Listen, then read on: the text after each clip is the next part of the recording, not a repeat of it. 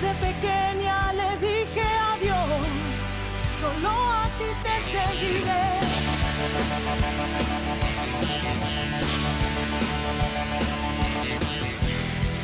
Y al pasar los años, te amo más que ayer.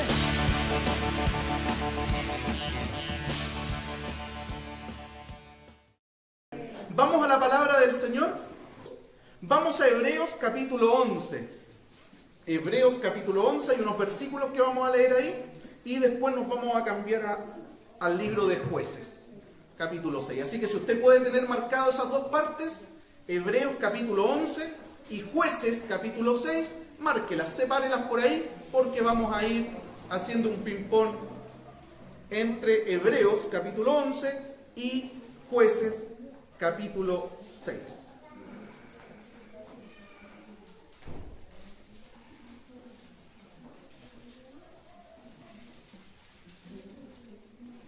Amén. ¿Están listos?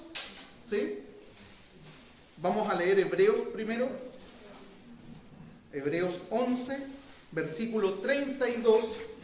De ahí vamos a leer hacia abajo un par de versos. Hebreos 11, 32. Dice lo siguiente la palabra del Señor. ¿Y qué más digo? Porque el tiempo me faltaría contando de Gedeón y de Barak, de Sansón, de Jefté, de David, así como de Samuel y de los profetas, que por fe conquistaron reinos, hicieron justicia, alcanzaron promesas, taparon bocas de leones, apagaron fuegos impetuosos, evitaron filo de espada, sacaron fuerza de debilidad, se hicieron fuertes en batalla, pusieron en fuga ejércitos extranjeros. Señor, te queremos dar muchas gracias y no lo decimos por cumplir, lo decimos con todo nuestro corazón. Gracias, Señor, por todo este tiempo en que tú has estado con nosotros. Hemos visto tu mano poderosa, hemos visto tu presencia fortalecer nuestras vidas en los momentos más difíciles que nos ha tocado enfrentar. Estamos agradecidos porque si estamos en pie no es por nuestras fuerzas son limitadas, nuestras fuerzas se acaban. Ha sido tu Espíritu Santo que nos ha sostenido en este tiempo y lo mejor de todo, que no tiene problema de seguir sosteniéndonos en el futuro.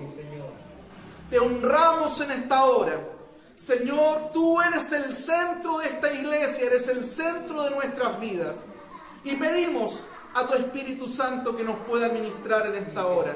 Tenemos hambre de ti, Señor, y por intermedio de tu palabra seremos saciados. En el nombre de Jesús, amén. Amén. Hebreos capítulo 11, el salón de fama de la Galería de la Fe. Hay muchos hombres que se nombran acá. Hombres que se destacaron en algún momento histórico. Y quiero partir de uno de los que nosotros leímos ahí en el capítulo 11, del 32 en adelante, pedirle al Señor que nos pueda ayudar a comprender, a que nos ministre y que también usemos la vida de ese hombre para poder sacar enseñanzas para nosotros también hoy día. Es por esa razón que yo les voy a pedir que nos vamos a Jueces, capítulo 6, porque uno de los personajes que se nombra ahí es Gedeón. ¿Y qué más digo? Me faltaría tiempo contando de Gedeón, de Barak, de Samuel, Sansón.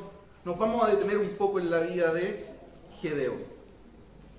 En el capítulo 6 del libro de los Jueces, para los que apuntan y lo pueden leer completo después en su casa, el capítulo 6 del libro de los Jueces, el pueblo de Israel está viviendo un momento complicado, está viviendo un momento dificilísimo, un momento de miedo, un momento de angustia, un momento de tristeza. El pueblo en el capítulo 6 de Jueces está viviendo un momento de dolor, pero ojo con esto, porque ese momento difícil, ese momento de dolor que está viviendo el pueblo, no es un momento de dolor a causa de su fe, a causa de su obediencia o a causa de su fidelidad, todo lo contrario. lo duro, lo complicado de ese tiempo que está viviendo el pueblo es a causa de sus malas decisiones. Hay mucha gente que en ocasiones le atribuye el sufrimiento, dice esto es por la causa de Cristo. Pero si a lo mejor escarbamos un poquito ese sufrimiento, ese padecimiento, no tiene que ver con la causa de Cristo, sino que tiene que ver más bien con mi desobediencia, con mi infidelidad, con mi falta de compromiso, y vienen esos momentos complicados. Bueno, al pueblo en el capítulo 6 del libro de Jueces está viviendo eso. Eso es lo que le está pasando. En el versículo 1 del capítulo 6 dice que hicieron lo malo ante los ojos del Señor, lo sacaron del centro, se apartaron del Señor, tomaron sus propias decisiones, tomaron su propio camino, decidieron servir a otros dioses. Por esa razón, dice el versículo 1, que el Señor los entregó en las manos crueles, perversas, sanguinarias de los madianitas. Y durante 7 años se prolongó esa agonía. Era tanta la crueldad, dice el versículo 2 del capítulo 6 de Jueces, de los madianitas sobre el pueblo de Dios, que el pueblo de Israel dejó sus casas, se marcharon a los montes, a las cuevas. Durante todo ese tiempo no pudieron vivir tranquilos. Durante todo ese tiempo no pudieron dormir tranquilos ante la amenaza que significaba saber que en cualquier momento los madianitas venían, nos atacaban, nos saqueaban, se llevaban todo y nuevamente volver a empezar un año más hasta que ellos decidieran volver nuevamente a atacarnos. Es increíble cuando alguien no puede dormir en la noche. No sé si a usted le ha pasado que hay momentos que no puede dormir. Es horrible, por las preocupaciones, el desvelo. Por eso el Señor a nosotros en la palabra nos dice, mire, en paz me acostaré y asimismo dormiré, porque solo tú, Jehová, me haces vivir confiado. Qué hermoso es, qué bendición es poder dormir tranquilo, poder dormir en paz, pero eso se logra cuando el Señor es el centro del corazón. En el caso de ellos no había paz, no había descanso, ni siquiera había un sueño reparador, porque ellos, en el versículo 1 dice la Escritura, decidieron hacer lo malo, decidieron voluntariamente apartarse, decidieron sacar al Señor del centro, y las consecuencias de sacar al Señor del centro de una vida, del centro de una familia, del centro de una iglesia son devastadoras. 7 años duró ese momento de dificultad. Les decía en el versículo 2, era tanta la opresión, era tanto el temor, era tanta la crueldad de los madianitas que incluso salieron de sus casas, en cuevas, lugares fortificados, arrancando para tratar de preservar sus vidas y lo poco que tenían. En ese tiempo, dice el versículo 6 del capítulo 6, que el pueblo empobreció. Empobreció cada vez que los israelitas sembraban, dice el capítulo 6, venían saqueadores de Madián, de Amalek, de Oriente, y los atacaban. Cada vez que ellos sembraban, estos se ponían ahí, acampaban en Israel, en los lugares que eran del pueblo. Ellos ocupaban esos espacios, acampaban en el territorio israelita y lo destruían. Destruían las cosechas, se llevaban el ganado, se llevaban la comida. El versículo 5 en la Nueva Traducción Viviente, en la versión Nueva Traducción Viviente, dice que cuando estos madianitas llegaban con carpa, llegaban con sus animales y se instalaban ahí y no se iban hasta que no quedaba nada de comer. Eso dice la Nueva Traducción Viviente, es como los invitados del 18. Esos que llegan y no se van hasta que no queda nada, nos vemos. Así pasaba con los madianitas, ellos se instalaban ahí hasta que no quedaba nada. Cuando no quedaba nada decían, nos vemos, hasta la próxima. Y ahí nuevamente venía el ciclo de cosechar, de sembrar, hasta que venían y estaba todo listo y llegaban nuevamente a instalarse a comerse todo, los invitados del 18. En ese momento de agonía, en ese momento de dificultad, imagínate, ponte por un segundo en los pies, en los zapatos del pueblo. Ellos en el versículo 6, en la parte B, en ese momento de angustia, de agonía y de dolor, deciden clamar al Señor. Deciden clamar. ¿Y qué crees tú que pasó cuando el pueblo decide clamar al Señor? Alguno me dirá, Dios lo asistió. No, no fue lo primero que hizo el Señor. ¿Sabe lo primero que hizo el Señor cuando el pueblo clamó? Lo primero que hizo, y está del versículo 7 en adelante, es que primero los llama para conversar y le envía un profeta. Y les dice lo siguiente el profeta. El Señor dice lo siguiente, les dijo el profeta. Yo los saqué a ustedes de esclavitud. Cuando ustedes estaban siendo oprimidos por Egipto, yo envié libertador para sacarlos de ahí. Yo los rescaté con mano poderosa de la opresión en la que estaban viviendo. El profeta le dice, yo los sustenté a ustedes en el desierto, nada les faltó. Su ropa nunca envejeció. Tuvieron todo lo que necesitaban. Fuego en la noche para darles iluminación y calidez. Y la nube en el día para poder cubrirlos del sol. Eso lo hice yo con ustedes. Cuando los traje a la tierra prometida no estaba vacía. La tierra prometida estaba habitada por gente. ¿Y qué hice yo? Yo saqué a esa gente de ahí con mano poderosa y los instalé a ustedes ahí. Todo eso hice yo por ustedes. En ese momento de arreglar cuentas. ¿Y qué les dije yo? Les dije que yo tenía que ser su Dios. Que siempre me pusieran en el centro. ¿Y qué hicieron ustedes? Remata el versículo 7. Ustedes no me hicieron caso. Entonces, ojo con esto. Lo primero que hace Dios cuando el pueblo clama no es asistirlo como, vamos a ayudarlo. No, lo primero que hace es arreglar cuentas. Y en muchas ocasiones Dios también, cuando nosotros clamemos y estemos pasando situaciones producto de nuestra desobediencia, lo primero que va a hacer el Señor con nosotros es arreglar las cosas. Conversar, mira, esta situación es producto de tu desobediencia, de tu infidelidad, es producto de tu falta de compromiso, es porque tú me sacaste del centro y vamos a arreglar las cuentas, pero ten por cierto que esa arreglada de cuentas nunca trae un sabor amargo, sino un sabor dulce, porque la misericordia de Dios está incluso detrás de ese reto. Qué rico es cuando el Señor nos reta, porque incluso ese reto es un reto que nosotros percibimos con amor, es un reto que me va a proyectar y que no me va a destruir. Es lo que el Señor hace con el pueblo. Cuando ellos claman, Él arregla cuenta con ellos y luego decide asistirlos. Eso es una de las cosas que me gusta del Señor, porque el Señor nunca anda con dobleces. El Señor dice, lo que es pecado, es pecado.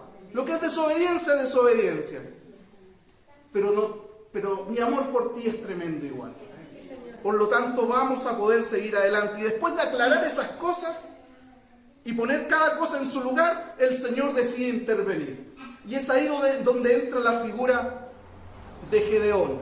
Y a partir de seguir leyendo el capítulo 6, quiero compartir con ustedes 3 características del hombre que Dios usa. Mi pregunta es, ¿a cuánto les gustaría ser usados por el Señor en este tiempo? Usados por el Señor en medio de su familia, en el sector donde vivimos, en el trabajo, usados por el Señor en nuestro vecindario, en nuestra región. A partir de lo que viene a continuación, si pudiéramos ponerle un título a esto, le pondríamos 3 características de las personas que Dios usa. Para los que apuntan por ahí. Y la primera característica de las personas que Dios usa, anótenla por favor. Dios usa gente común y corriente. Primera característica, Dios usa gente común. Dios usa gente común y corriente. Jueces capítulo 6, del versículo 14 al 16 dice lo siguiente. 6:14 dice, y mirándole Jehová le dijo, ven con esta tu fuerza y salvarás a Israel de la mano de los madianitas. ¿No te envío yo? Entonces le respondió, Señor mío, ¿con qué salvaré yo a Israel? He aquí que mi familia es pobre en Manasés, y yo el menor de la casa de mi padre. Jehová le dijo, ciertamente yo estaré contigo, y derrotarás a los madianitas como un solo hombre.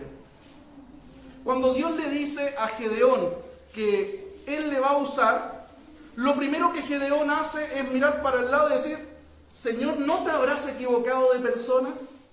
¿Estás seguro que en la agenda dice Gedeón y no dice otro nombre? Y el Señor le dice, no me he equivocado. Te estoy hablando a ti, Gedeón. ¿Por qué me preguntáis eso? Mira, yo te voy a decir 3 razones nomás por las que posiblemente te equivocaste. La primera es que yo soy de una tribu pequeña. De todas las tribus de Israel, de las 12, yo soy de la tribu más pequeña. Segunda razón, dentro de esa tribu pequeña hay familias pobres. Y después de las pobres viene la mía. Y aparte, si tú decidieras usar a alguien de mi familia, yo soy el menor de la familia, por lo tanto, creo que te equivocaste. La otra versión, la Nueva Traducción Viviente, dice: soy el de menor importancia. Por lo tanto, en alguna medida Gedeón pensaba que el Señor se había equivocado cuando lo había llamado. Y la cosa no es así, porque él se miró a sí mismo y dijo: es imposible que Dios me pueda usar. Se veía débil, se veía limitado. Pero no es lo que Dios le dice.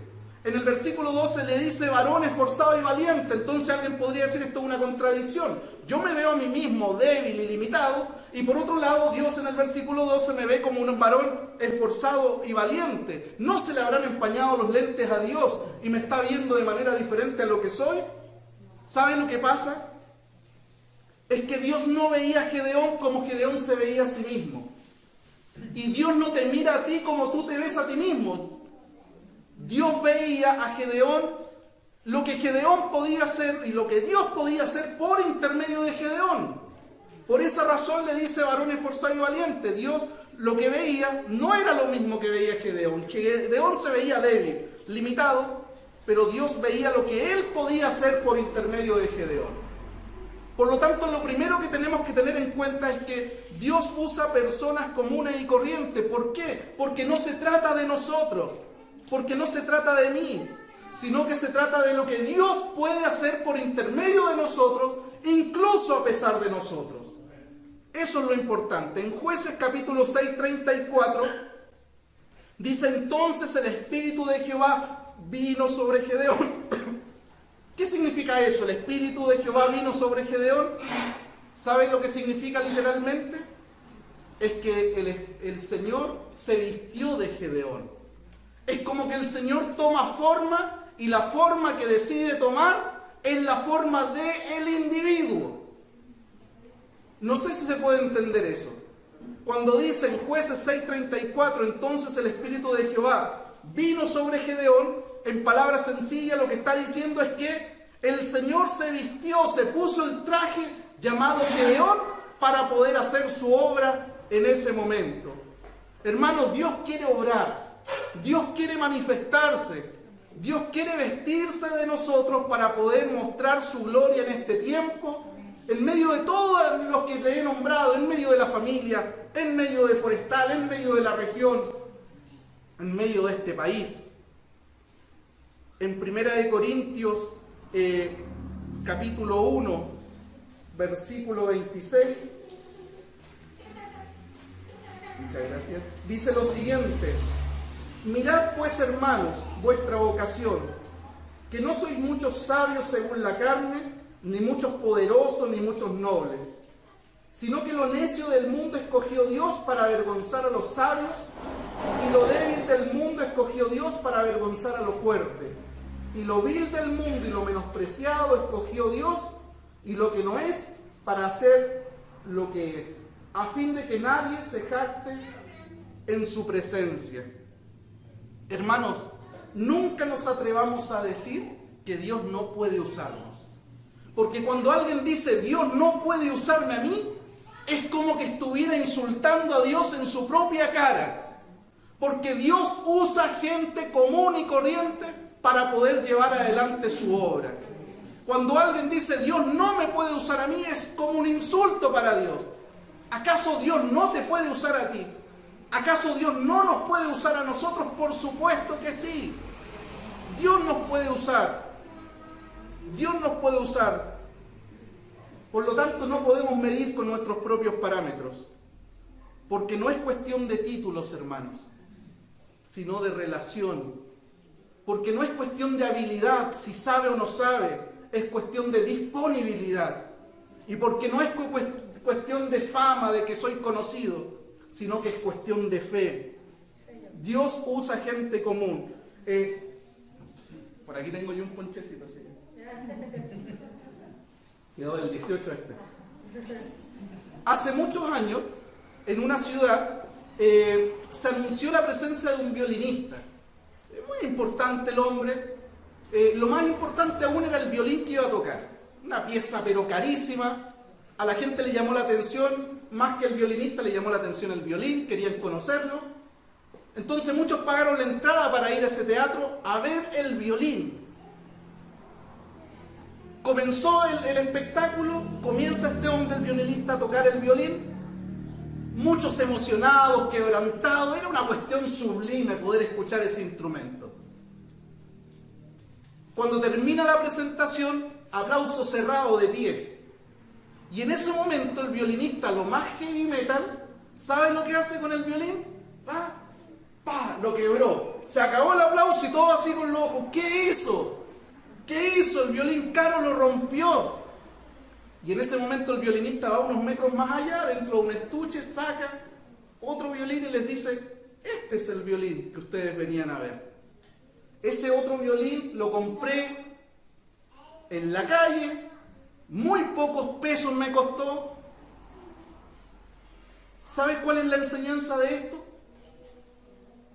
Que el Señor puede sacar melodías de cualquier violín. Nosotros somos ese violín barato que en algún momento estaba por ahí. Porque no se trata del violín, sino de el maestro que mueve el arco, de la mano que mueve el arco. No se trata del violín, sino de del corazón y la mano que mueve el arco. Y nosotros podríamos ser perfectamente ese violín barato, pero en las manos del Señor estoy seguro que van a salir las mejores notas, las mejores melodías, la mejor música que se pueda sacar, porque es el maestro de maestros el que está moviendo el arco, que es el Señor. ¿Cuántos dicen amén? Dios se especializa en usar gente común y corriente con el fin de que Él sea glorificado. Punto número 1. Dios usa personas comunes y corrientes. Moisés vio las mismas limitaciones y la misma incapacidad que vio Gedeón en su vida, y Dios lo usó como un gran libertador.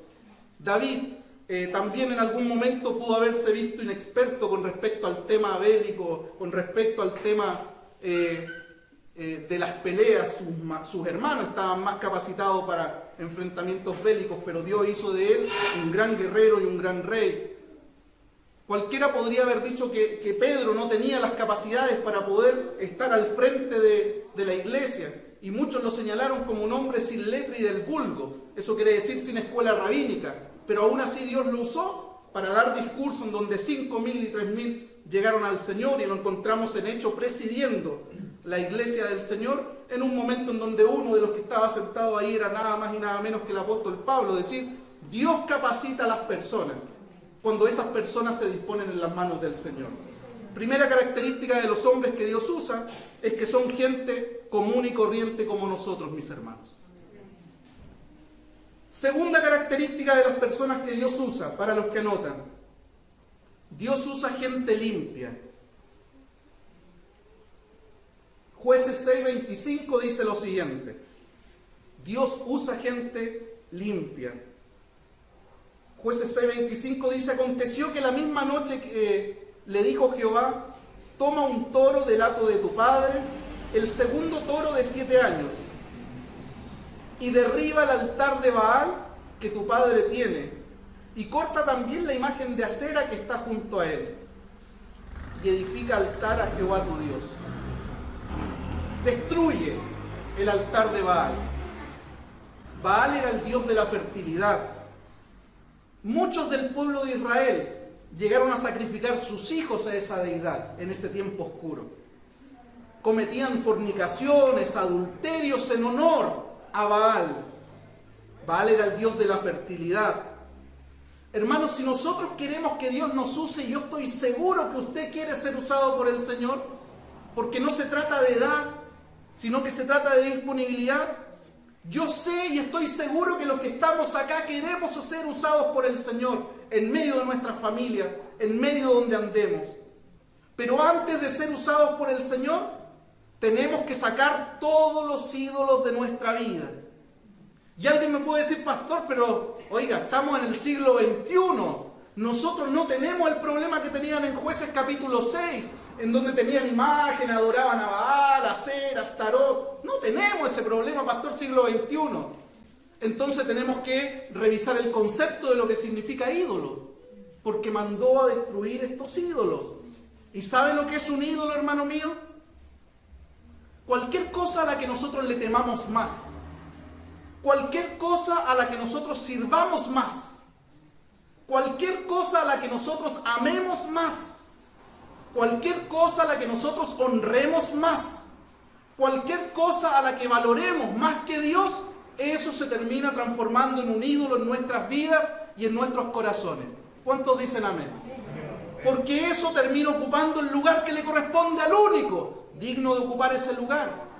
Por lo tanto, cualquier persona que dice, pero no tenemos problemas con los ídolos, siglo XXI, estamos claros con las imágenes. No, no tiene que ver con imágenes.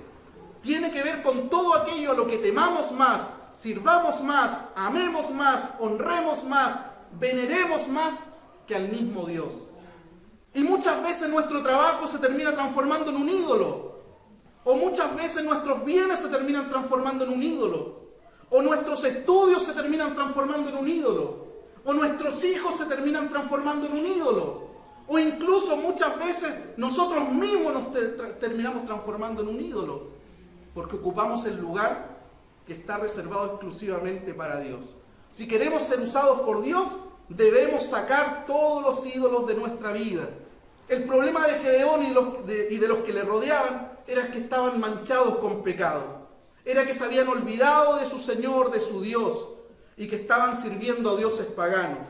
Si queremos ser usados, mis hermanos, Dios no nos usará si existe pecado no confesado en nuestras vidas. Proverbio 28:13 dice, el que encubre su pecado no prosperará, pero el que lo confiesa y se aparta alcanzará misericordia. Debe haber arrepentimiento, debe haber transformación en nuestra vida. Y cuidado con eso de que, no, esto lo sabemos tú, yo y Dios. No se lo digamos a nadie. Cuidado con eso. Cuidado con eso. El que encubre su pecado no prosperará, mas el que lo confiesa y se aparta alcanzará misericordia. Eso no quiere decir que me voy a poner un letrero en la espalda, pero sí que voy a pedir la ayuda donde corresponde pedirla. Y por eso en esta iglesia hay líderes y gente capacitada para que cualquiera que necesite un consejo sabio, yo sé dónde derivarlo si es que en algún momento de urgencia yo no lo puedo atender. Si queremos que Dios nos use, debemos sacar los ídolos de nuestra vida. Los utensilios que Dios usa deben estar limpios. Si Cristo es el número uno en nuestra vida, o si Cristo no es el número uno en nuestra vida, es porque en algún momento debemos mirar, chequear, y es que hay algún ídolo en nuestro corazón ocupando el lugar que le corresponde a Él. El llamado hoy es a reflexionar personalmente, a reflexionar en familia y a tomar decisiones fuertes, firmes, y a derribar todo ídolo que esté ocupando el lugar de Dios en nuestro corazón. Dios usa gente común y corriente, pero también usa gente limpia, que es la segunda característica del hombre que Dios usa. ¿Vamos bien hasta ahí? Amén. Tercera y última característica del hombre que Dios usa. Dios usa hombres y mujeres valientes y cautos. Dios usa hombres y mujeres valientes y cautos. Ojo con esas dos palabras. Valientes. Jueces 7, versículos 2 y 3. Y Jehová dijo a Gedeón, el pueblo que está contigo es mucho para que yo entregue a los madianitas en tu mano. No sea que se alabe Israel contra mí diciendo, mi mano me ha salvado. Ahora pues haz pregonar en oídos del pueblo diciendo, quien tema o quien tenga miedo y se estremezca, madrugue y vuélvase desde el monte de Galaad. Y se devolvieron de los del pueblo 22.000 y quedaron solo 10.000. Dios usa gente valiente. Habían 32.000 personas que estaban disponibles para pelear, pero el Señor le dijo a Gedeón, mira, dile a toda esta multitud que aquel que tenga miedo, que se devuelva a su casa. Es lícito devolverse. Y en ese momento no va terminada de hablar y 22.000 se pararon y se fueron para sus casas y quedaron 10.000. Patitas, ¿para qué te quiero? Vamos, volvámonos. Quedaron 10.000. Hermanos, Dios no se impresiona con el número de gente dentro de una iglesia. Lo que Dios le impresiona a su corazón es encontrar gente osada, gente valiente, gente que se atreva, gente que esté dispuesta a tomar decisiones. Eso es lo que impresiona el corazón del Señor. No las cantidades, no los números. Muchos ministros muchas veces dicen orgullosos, dicen, hoy la congregación está creciendo en número. El cementerio también crece en número. No es algo que debiera sentirnos orgullosos, mira la cantidad de gente que tenemos, sino la calidad de gente comprometida que se está gestando, que están haciendo en este lugar. Segunda de Timoteo 1:7 dice, porque no nos ha dado Dios espíritu de cobardía, sino de poder, de amor y dominio propio. Hay alguien dijo que el miedo es como una niebla estacionada, que nos impide ver, que nos impide avanzar y que tampoco se va. Que el miedo es una niebla estacionada, que no nos deja ver con claridad, que no nos deja avanzar, pero que tampoco se va, a diferencia de la tormenta, que es un momento que viene, pega con fuerza y se va. Entonces él decía, el miedo es una niebla que no deja avanzar y que nos estaciona. El miedo paraliza, el miedo impide avanzar muchas veces.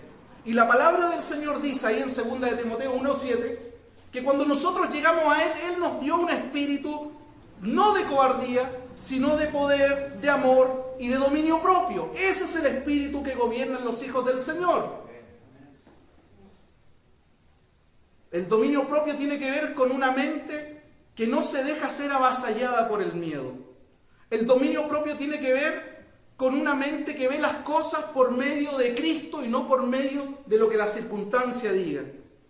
El dominio propio tiene que ver, no tiene que ver con el miedo al futuro, sino que todas las personas que han dejado al Espíritu Santo gobernar en sus vidas van a ver cómo el Espíritu Santo va a ir fortaleciendo en ellos este poder, este amor y este dominio propio que les va a poder ayudar a enfrentar los momentos más difíciles de su vida estoicamente en pie y sin sucumbir en el intento. El Señor nos ha dado este espíritu de poder, de amor y de dominio propio. Por eso también es importante ser lleno del Espíritu Santo y para no solo tener la seguridad de que Dios nos va a usar, sino que también vamos a ser sorprendidos de las maravillas que Dios va a poder hacer en nuestras vidas.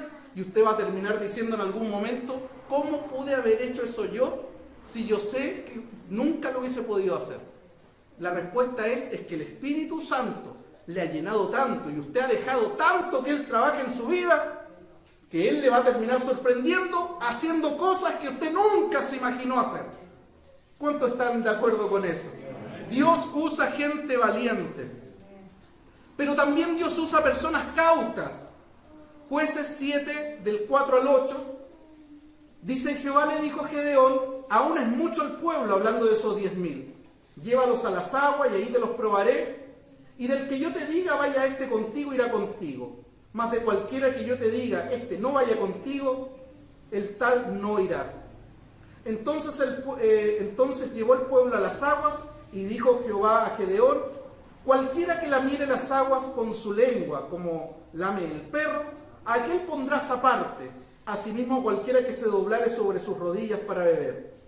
Y fue el número de los que lamieron llevando el agua con su mano a la boca, 300 hombres, y todo el resto del pueblo se dobló sobre sus rodillas para beber las aguas.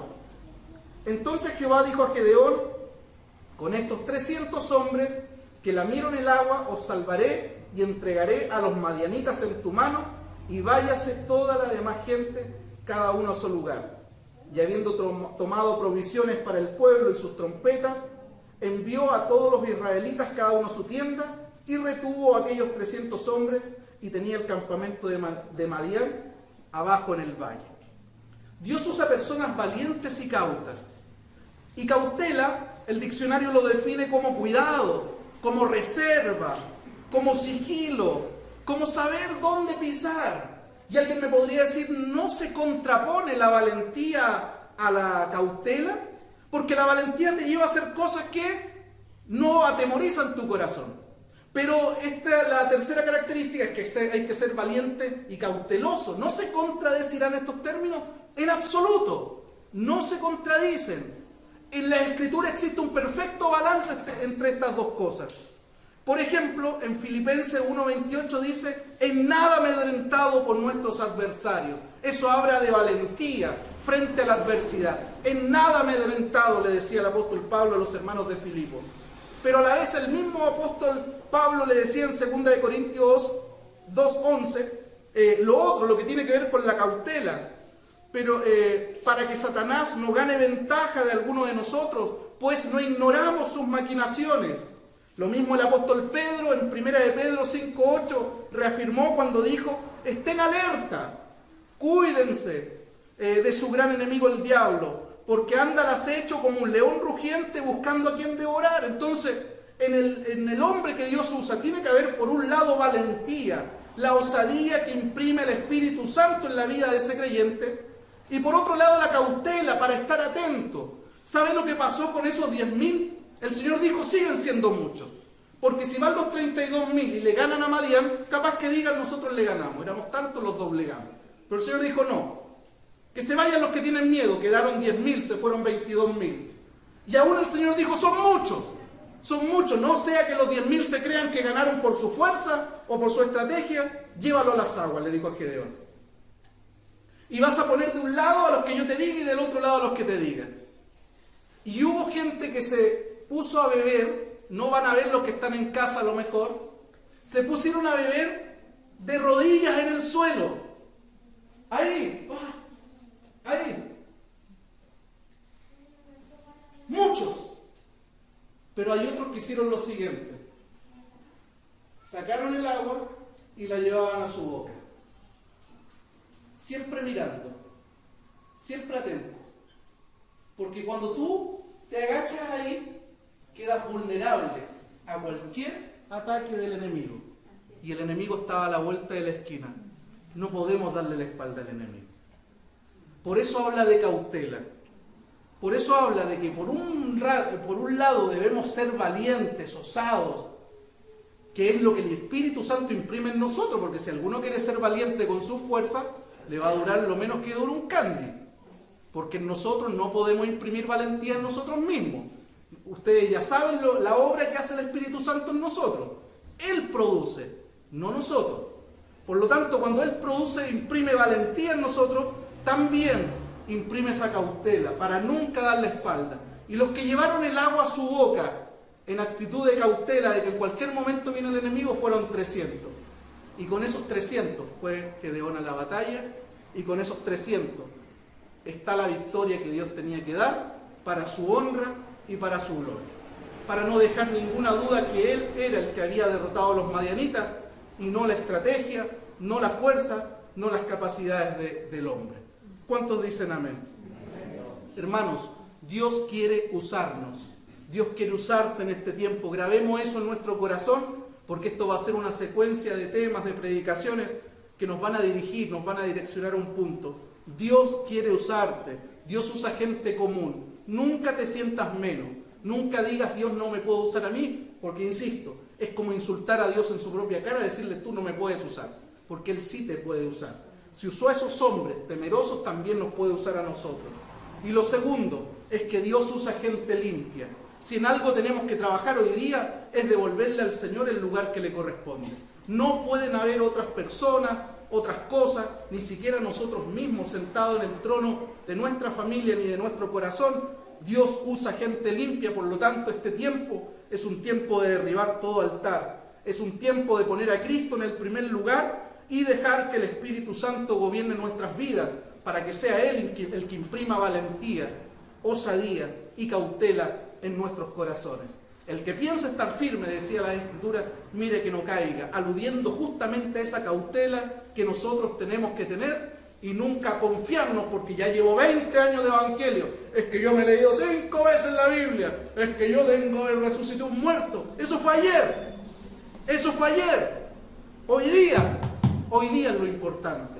Todo aquel que se descuida corre riesgo, sea pastor, sea apóstol, sea el título que tenga, de que en algún momento venga sobre él una lluvia de combos que no vio de dónde venir, porque el enemigo anda como león rugiente buscando a quien devorar. Por lo tanto, valentía para avanzar, pero cautela también para nunca darle la espalda, estar siempre en posición de batalla. Acompáñenme a orar, por favor. ahí mismo. Señor, te damos muchas gracias por estos momentos. Te adoramos. Yo no sé si usted puede levantar su voz, levantar sus manos y glorificar al Padre por este día, por su palabra, por la alabanza, por la adoración. Adoremos al Señor juntos, ahí en su corazón, en su mente. Si usted se quiere arrodillar, lo puede hacer. Si usted quiere levantar sus manos, lo puede hacer. Este es nuestro momento. Este es nuestro tiempo, el que esperamos. 568 días esperamos para estar en este lugar, Señor. Y todos juntos a una sola voz decirte que te amamos, que te necesitamos, que estamos disponibles para lo que tú quieras hacer en este tiempo. Danos la fuerza, danos la valentía para derribar todo ídolo y para que las cosas vuelvan a tener el orden que deben tener. Tú el primero, tú el cabeza, Señor. Ayúdanos a derribar todo altar, porque tú nos quieres usar, Señor. Tú eres especialista en usar gente como nosotros, gente limitada, gente imperfecta, en manos de un Dios ilimitado y perfecto, que puede hacer proezas para gloria de su nombre. Señor, permitimos en esta hora que el Espíritu Santo gobierne e imprima, Señor, valentía, osadía y cautela también en nuestros corazones. En el nombre de Jesús, en el nombre de Jesús, adoremos al Señor juntos.